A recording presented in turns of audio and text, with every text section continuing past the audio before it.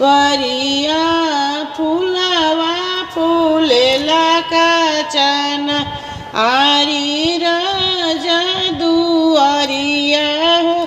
घनी फूलवरिया फूलवा फूलेला काचना आरे ताही फूलवरिया में सुतेली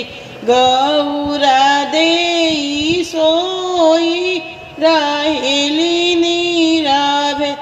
आरे ताही फूलवरिया में सुतेली गौरा देई सोई रहेली नीरवे आरे हाथवा में ले ले शिवजी सोने के डमरुआ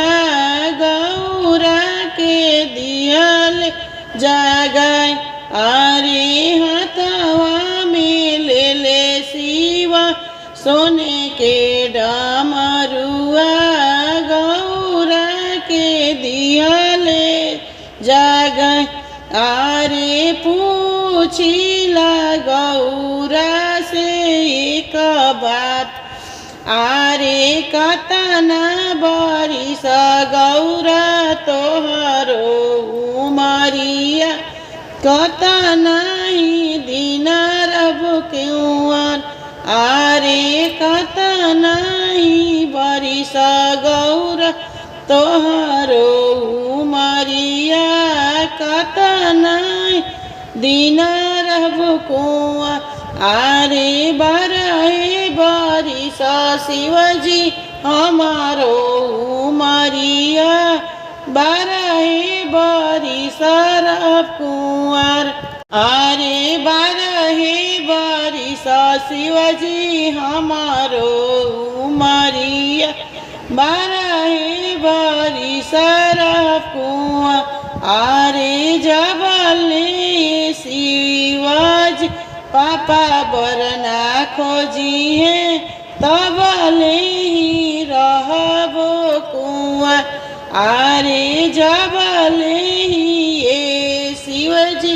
चाचा बरना खोजी है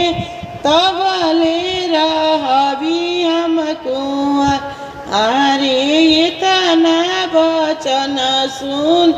भोला मुसु कइले गौरा से बोले समझाए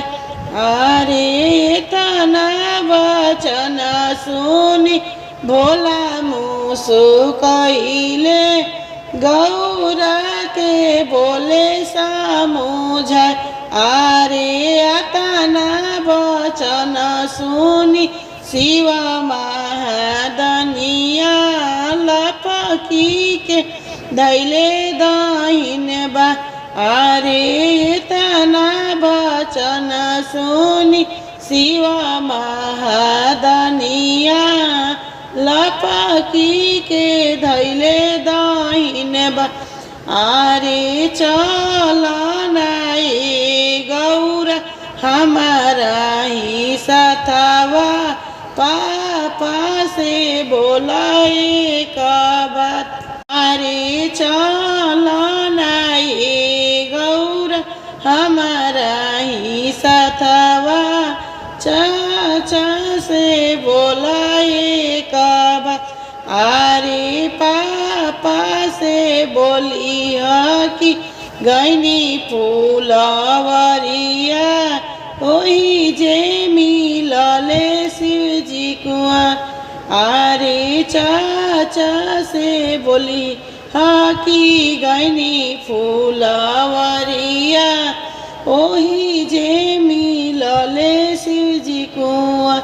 आरे शिवाजी से कोई दिया हमारो बियावा अब न रहबी हमको आरे शिवाजी से कोई दिया हमारो बियावा अब न रहबी हमको अब न रहबी हमको